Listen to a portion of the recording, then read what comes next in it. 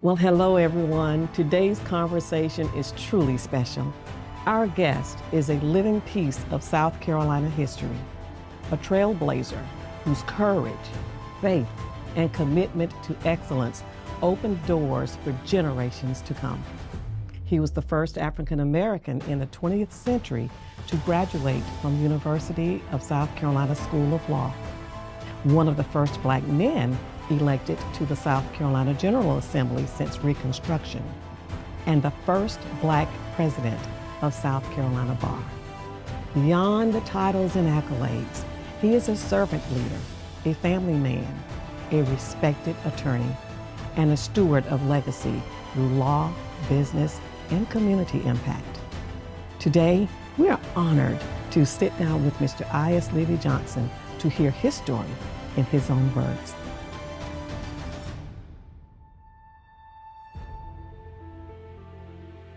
Well, thank you for that introduction. I'm very flattered. Absolutely. We think so highly of you, and we're just so grateful to know someone who's done so much, and the legacy will always live on in so many of us. Well, the feeling is mutual. As you are aware, I have the utmost respect for you and your husband and your family. Y'all have made a major impact on this community, and you're continuing to do it now with your real estate business. So I'm so proud of you. Thank you so much. sir. And you know, I have to give it back to you, Mr. J. A lot of you may not know, and some may. I worked with Mr. Johnson. He actually hired me.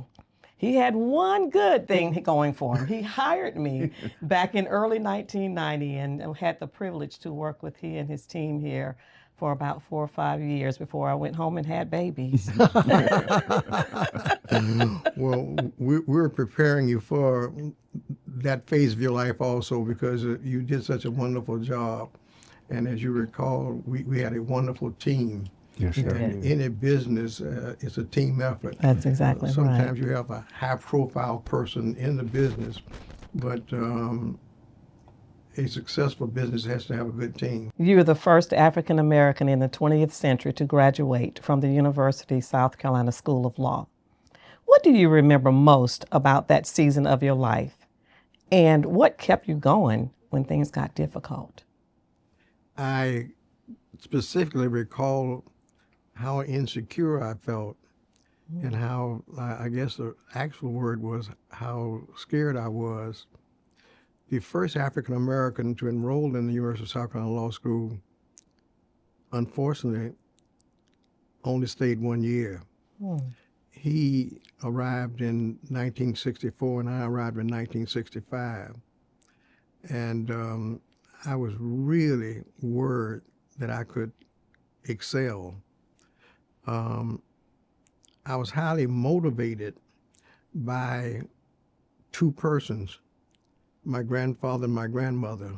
Wow. I say motivated, but throughout my life, I have been motivated to try to achieve so I wouldn't embarrass them. Wow.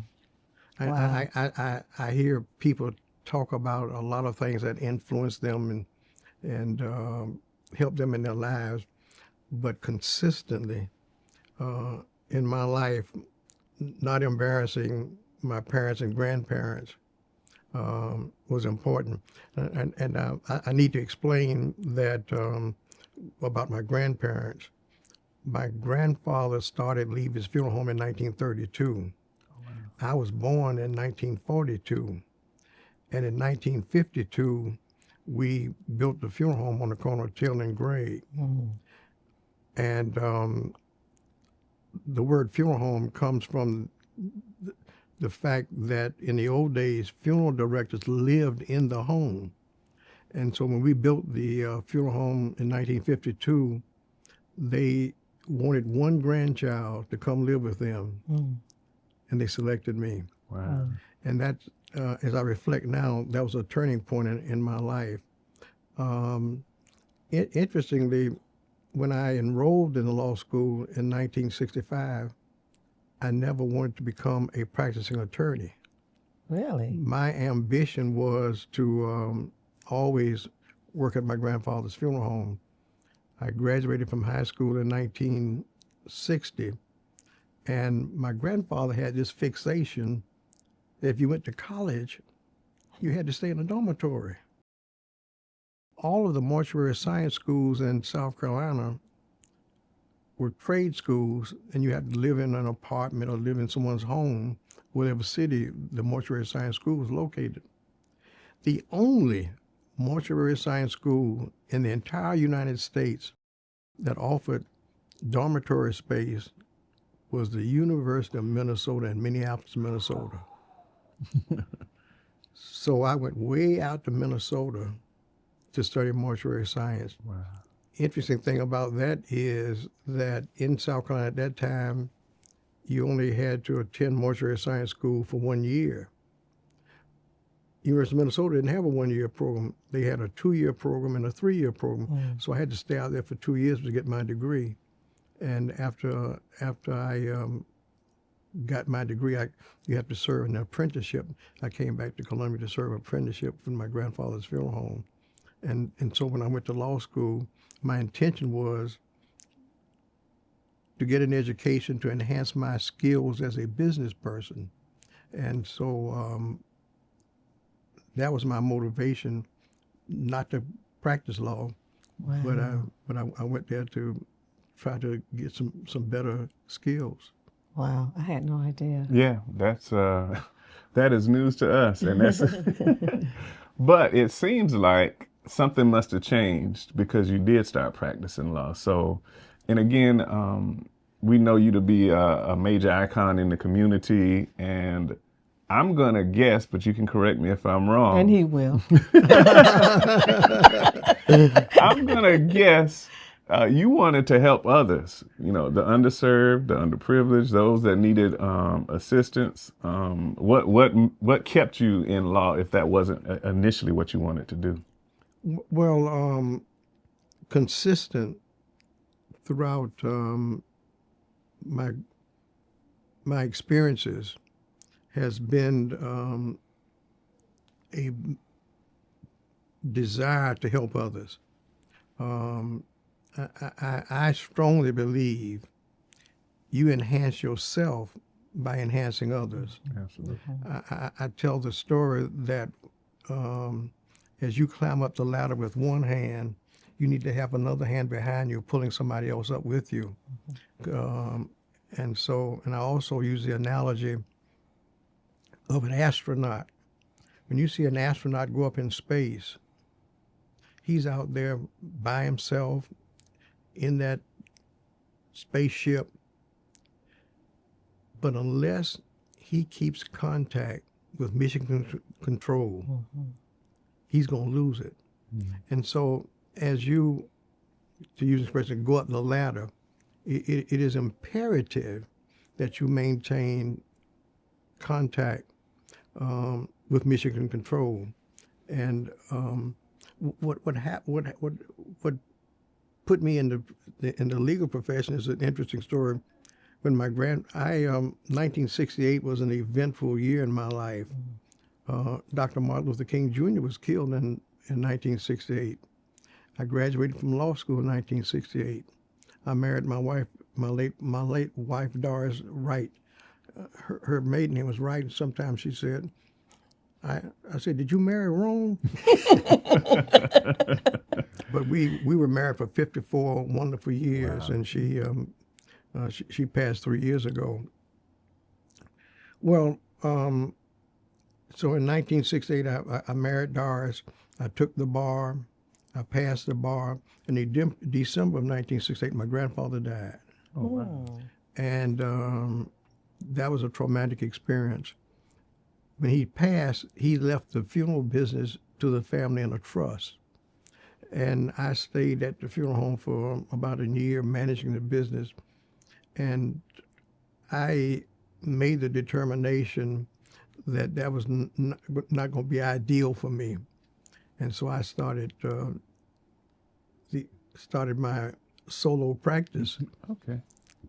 And from there, that propelled me to a lot of wonderful things, a lot of wonderful experiences. Awesome. And so you really, we were talking about legacy. So you actually have legacy in both practice. Well, in your practice here at Johnson, Toll and Batiste, and then also legacy in with the funeral home, Levy's Funeral Home, Right. that still resides here. Well, the home I call the home is on Taylor Street because your grandson is now working with the company, or is he? No, I know your son is. My son, well, everybody in the family works there. Okay. That has been a pattern throughout. When my wife, for example, when my wife was alive, she edited every funeral obituary. Oh, wow. And I have granddaughters now. We have chapel funerals sometime. They are there to hand out the programs, Nice. and sometimes they work as receptionists. And that's been one of the heartening things is that everybody has a commitment to the funeral business. Just like George and I practice law full time, but we still go on funerals and direct funerals and be on funerals. So it's truly a family effort. That's awesome because that's what, 5 generations now, 4 working in it on a regular basis, but 5. Yeah, 5, and I hope all of them, to some measure, will continue to be involved and to some extent, because when my grandfather and grandmother started the business, they started with the idea. One of their commercials was, "Deserving poor never refuse," because they wanted to make sure, regardless of the financial circumstances of a family, that they received a decent funeral. And that's been our consistent mission throughout the history of the business. I wanted to touch on one thing. It's hard enough to run one business, but running 2 successful businesses over this many years, what would you, and we kind of touched on it when we were conversing a little bit beforehand, but what would you attribute 2 successful businesses to? How do you do that? How do you accomplish that? The first thing is to recognize that they are not successful. Okay. Success is always a goal. You don't get to a status or a plateau and it's all over with. You have to continue to work. And we have a commercial that we use on a radio station. Members of our family have taught you in the classroom. No, members of our family have taught you in the schoolhouse. Members of our family have represented you in the state house. Members of our family have fought for you in the courthouse. And members of our family have prayed for you and with you in God's house. And I think that sort of gives you a perspective of what we do and how we do it. And so I am still trying to be successful. I am still trying to achieve things. It was interesting, a few weeks ago, the South Carolina Bar celebrated its 50th anniversary. And my son told me, "Daddy, you have to come to this event because they're honoring Michelle." Michelle is his wife. She's a family court judge. Okay. And so, some people are henpecked to their wives. I'm henpecked to my daughters-in-law. And so there was no way in the world I was going to miss this event with Michelle being honored. Well, that afternoon I had a conflict because they had a program and I had to attend that program, and so I was delayed in getting to this event where they were going to honor my daughter-in-law. Well, when I arrived, the president of the South Carolina Bar said, "We have a special presentation tonight." And so I got my chest out, and my daughter-in-law going to be recognized. I'm so proud. This is my daughter-in-law. And so when the Chief Justice of the South Carolina Supreme Court got up and he said,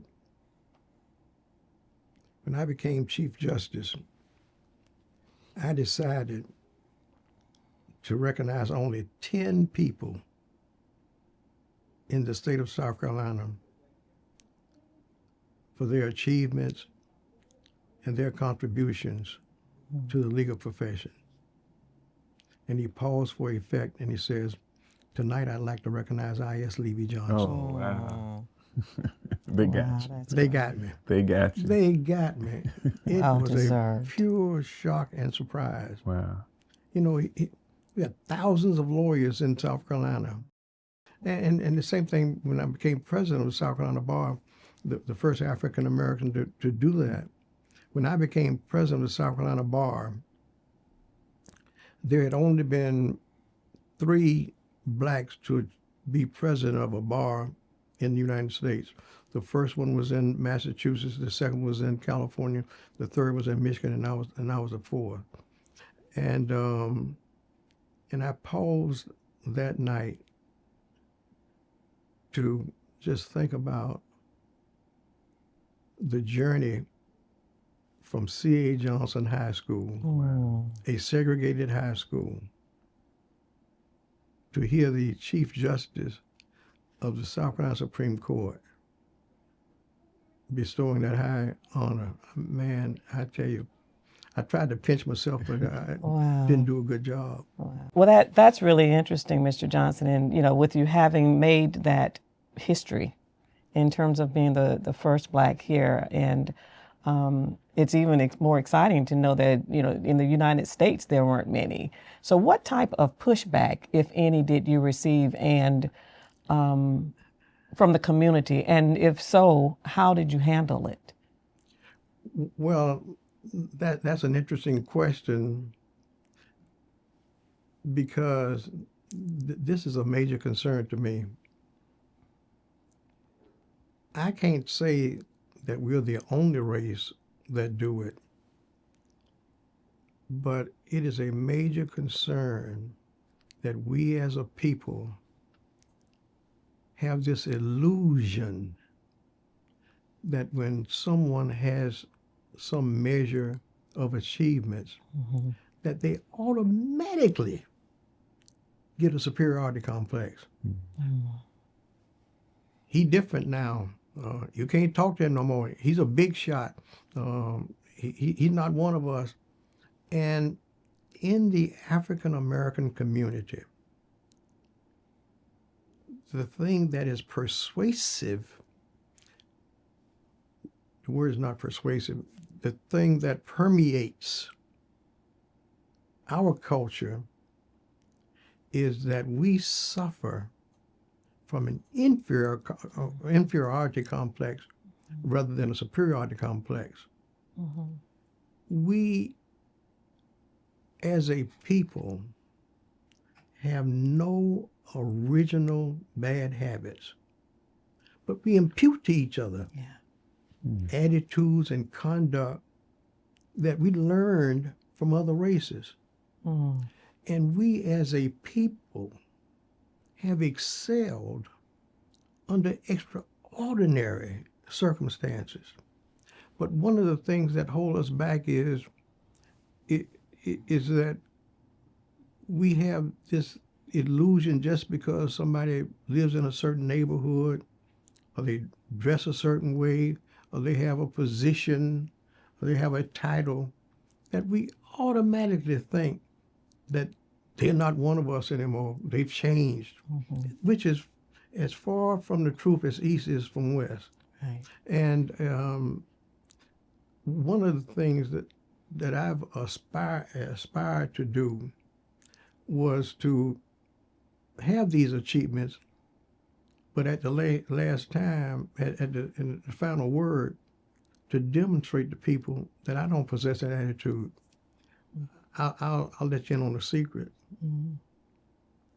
On occasions where we have funerals at the funeral home, and say we might have 3 or 4 funerals on this particular day, and one of the funerals is a person who has a title, has earned a title, well recognized, high profile, and then there's a family had difficulty raising funds to have a funeral, unknown, nobody would recognize their name.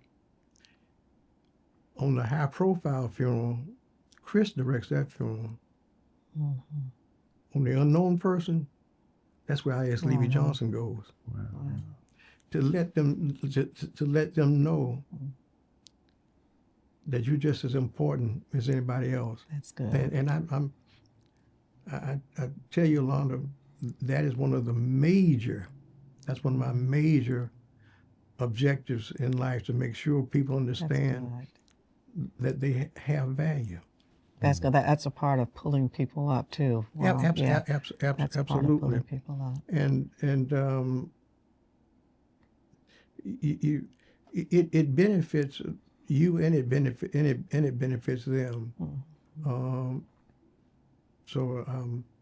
I am so glad that my grandmama and granddaddy, they brought me up in a culture, because I can recall, you take for example how I became one of the first African Americans elected to the General Assembly.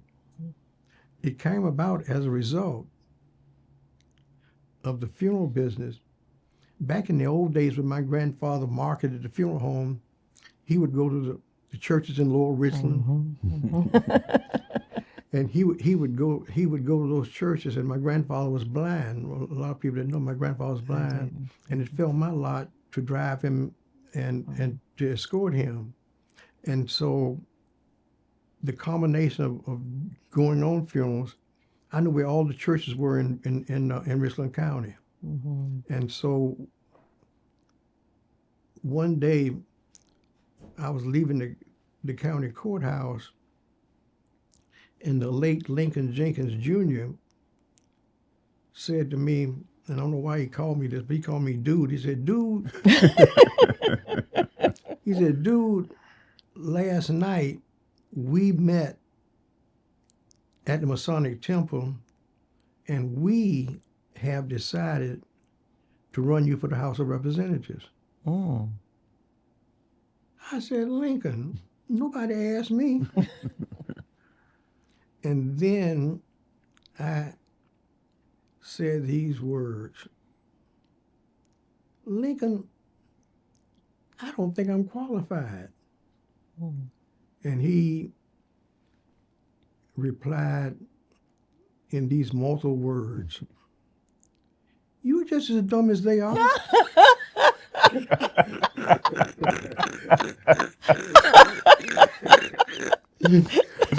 Oh my God. So that inspired you? we couldn't stop laughing. You just as dumb as they are. And so the two things about that. Number one, in politics, you don't seek an office seeks you. If you're interested in office, that office will come after you. The people will come. And the other interesting thing about that was I was not the choice that people were going to favor. But when I started seeking office, and I had name recognition, but I had all these contacts among these churches. And I recall one time, one of my friends said, I.S., if you're going to get elected, not only do you have to go to the churches, you got to go to these nightclubs. And so I went to the nightclubs, and you know what I found? It's the same people in the nightclubs and in church next morning. so I hit them twice. Before we jump back into the conversation, we just want to say thank you for watching Tailored Talks. If you've been enjoying the episode so far, take a quick second to like, subscribe, and drop a comment. It really helps us continue bringing you powerful conversations like this. And remember, if you're thinking about buying or selling a home, the Tailored Realty team is ready to help you make your next move with confidence. Visit our website at tailoredrealtyhomes.com to connect with us. Make sure you're following us on all social media platforms for real estate tips, market updates, and exclusive content. Now, let's get back to the episode. That leads me into it's a perfect segue. 2 questions for you. Around what age were you starting to get involved in politics? The reason I ask is because I wish I'd gotten involved like in local government at an earlier age. I know there's a lot of times I think we'll see things happening on a national level and we think that's where our effectiveness is or where we should be. But there's a lot of local things, community work that goes on, community politics, or local politics, excuse me. So what age were you when you first got involved in politics? 10. Oh, wow. Okay. Because my grandfather was very active in politics. I can recall he had an organization called the Lincoln Emancipation, and people would come to the funeral home and meet weekly with his group.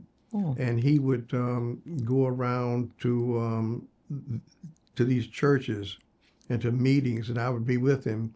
And so as I reflect on it now, he was really setting the foundation for me to become involved in politics. His big priority was voter registration. He wanted African Americans to register so they can vote. And today we see how important that is. Absolutely. Because so many African Americans didn't vote.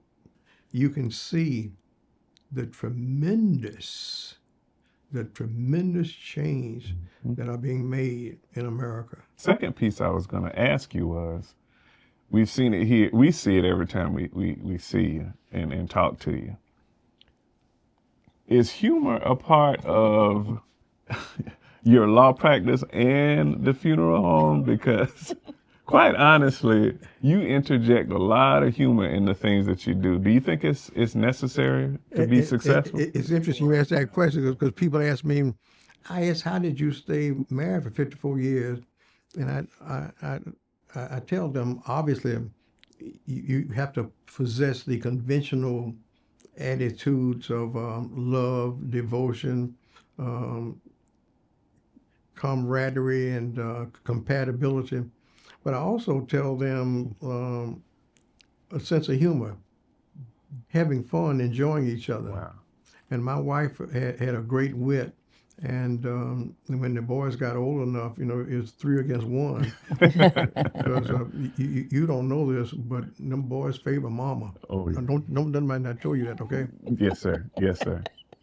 I might have an idea about it. But, Yeah, boy, they don't dislike you, but you need to recognize you're not on the level of mama, boy. He said very wisely. Is there anything about Mr. I.S. Leevy Johnson that the community doesn't know that you want to share with them? And how do you want your legacy to be remembered? Oh. Well, I don't know. I can say one of the things that is added to my life is I got 4 perfect grandchildren. Without a doubt. But Yolanda, I never evaluate my life in terms of legacy. I never pause to say, yes, you did this or you did that, and that yes, you got this recognition or you got this award or anything like that. I just think how blessed I am. And I think that is one of the essential essentials in your life that you've got to recognize that you're blessed. Mm-hmm. And one of the things that in a couple of weeks I have a Black History speech, and a part of my speech, you go to these Black History events, and the speakers talk about the problems, but they never talk about the solutions. Mm-hmm. And I think a critical solution in the Black community now is the support of the Black church. Mm-hmm. If you think about it, you know, a lot of people criticize segregation, but during the segregation period, you take, for example, geniuses taught class every day because they couldn't get jobs otherwise. They stood in front of a classroom every day. In those days, we had Black people owning corner stores, garages, and we got to figure this out right now. If you ran out of gas in the city limits of Columbia, South Carolina, where can you find a Black filling station? That's a sad commentary. It is. So the only institution, in my opinion, that still has the independence and the mission to help us as a people is the Black church. Mm-hmm. And the problem there is attendance is declining.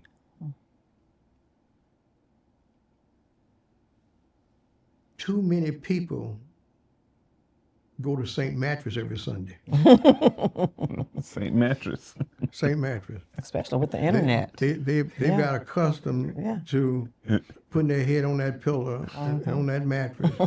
and you know, sometimes they turn into a TV program or something. But it's not the same as being in attendance at a church. Right. And even the number of people who now aspire to be ministers is dropping. Yeah. And so as a people, I think we need to recognize, if you check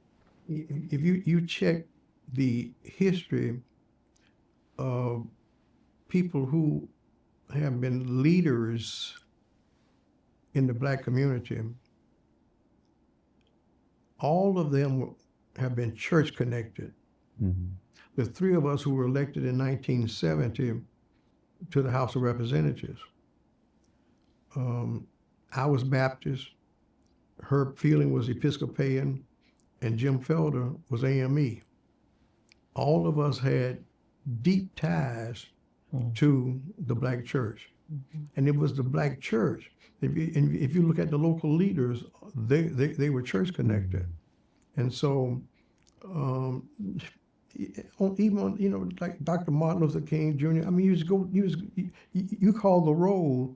The Black church has played a major part in our history and have elevated us to a status. And the most important thing was it was our gas tank. You know, when you ran out of gas during the week, you come to church on Sunday, man, you get filled with the Spirit again, you get filled with optimism, you get filled with a new commitment. And so I think one of the most important things for us as a people, as we wrestle with what we're experiencing now, is that we've got to recognize that we've got to save the Black church. That's well said, Mr. Johnson. As you were talking, I was thinking about, you know, when I grew up, I'm down in the Hopkins area, and we had the second and fourth Sundays, and, you know, we were excited when we went to every Sunday service. But even then, that the churches were not the mega churches then, but the love and the camaraderie. I mean, we're just family. It's just like, this is my sister, this is my brother, and we often talk that even in high school, we knew, if we knew you, we knew which church you went to, or we knew, we Right, see them right, on yeah. Union. We'll meet them at the Union, and everyone even at schools, it carried over because we would see them at church. That same fellowship would carry over in the schools, and so we didn't have though we had fights, we didn't have as many now because we just knew each other. We were all brothers and sisters. We were all from the same community. So that's a very good point. Oh yeah.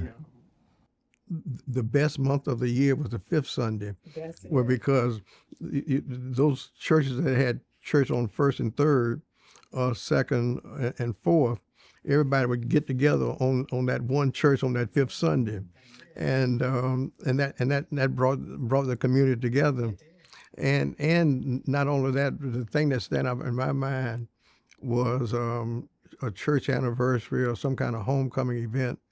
And you'd go to that anniversary, they have the service in the morning, and in the afternoon, those women would come there. They'd have chicken in the trunk of the car. The turnout. And you knew who had the best potato salad, and you knew who had the best chicken, you knew who had the best pound cake. That's right. But those experiences, just like you made reference, those experiences gave us a sense of community. It did. And because I used to identify people, I'd ask them, what church you attend, so I know if they're from Hopkins, if they're from Blackwood, or wherever they're from, based on the fact when they tell me where their church was located. That's right. Well, even then, your first experiences in front of a crowd or public speaking, as a youngster, you were in church, in Sunday school. You'd have to get up and summarize the lesson, or vacation Bible school. Everybody Or was Easter speeches. Easter speeches, Yeah. You get on there and you do your little rhyme and your cadence, but that's how we got comfortable speaking in front of an audience and getting comfortable in front of people. Mm-hmm. And I think we've lost some of that, like you said. St. Mattress has taken some of that. You like that one, huh? I love it. But I think we can kind of wrap it up with this one. We've talked about politics. We've talked about law, business. What would be your advice for young leaders coming up now? Young African-American leaders that, they're trying to carve their niche. They want to be successful, even though you're saying, that's really not a destination. It's a journey. And what advice would you have? My advice would be multiple. I believe that in life, it involves a combination of what you know, who you know, and who knows you. Knowledge is a commodity. If you go for a job, you've got to convince that employer that you know how to do that job. And so I think that anyone who wants to become a leader, they must possess some knowledge. They have to get a good education. Number two, life is based on relationships, who you know. You don't live in a vacuum, so it's very important who you know, because when you know people, you know where you go get a surveyor, you know who has to make repairs to the house, you know who is a closing attorney, you know who sells homeowners policies. So those relationships make you effective when you have those ties to people. And the third thing, what you know, who you know, and who knows you. A major challenge in life is giving definition to your name. Mm-hmm. The reason for that is when people hear your name, they automatically have thoughts favorable or unfavorable. And so you have to have a lifestyle and live a life that has value, and it has a sense of importance of being useful to others. And I think that summarizes the answer to your question. Yes, sir. Absolutely. And Mr. Johnson, thank you so much again for your time and all that you have done and still doing in our community. We appreciate you. We appreciate you very much. And to our audience, thank you so much for tuning in. Please like, subscribe, so that when we have other good information coming out, that you be one of the first to know. Thank you so much. Take care and God bless.